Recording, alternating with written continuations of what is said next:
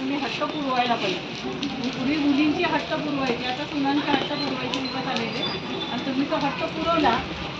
याच्यामुळे तुमच्या दोघांचं सासू नसल्यानंतर रेहानाचे मला कौतुक वाटतं. समोर ते आपले विशेषतः आपलं अभिनंदन करते.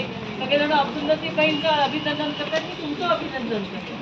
कारण तिला घरामधनं बाहेर पडताना तिथं जो रोल असतो घरामधला, विशेषतः स्वयंपाकघर आणि सगळ्यांचं सगळं नीट चाललंय का मी बघणं, तर ह्याच्यात तुम्ही तिच्या पाठीशी उभं राहिल्याशिवाय ती धाडस करू शकते. विशेष अभिनंदन तुमचं.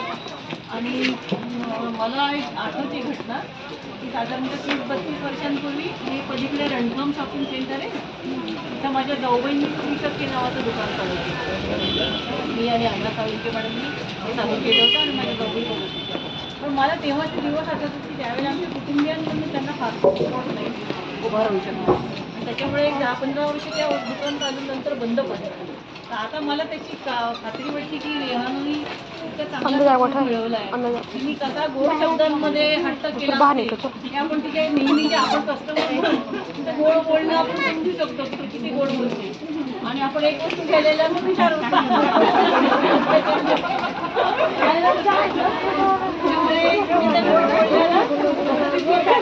बोलले आम्हाला कस्टमरला भिजवायला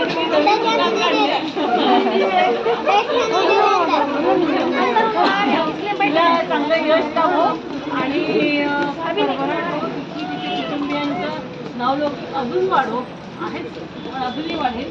आणि रेहाना स्वतःची आता ओळख निर्माण करेल याच्या पुढच्या काळामध्ये. असं की आतापर्यंत अब्दुल्लाबाई अब्दुल्लाजीबाई तुमची सून म्हणून ओळखली जायची, आता तुम्हाला तिथे सासरी म्हणून ओळखली जाते. त्याची तयारी ठेवा. शुभेच्छा देते आणि धन्यवाद. मी एक बुके आणला तिच्यासाठी. राम, खूप बुके घ्या ना.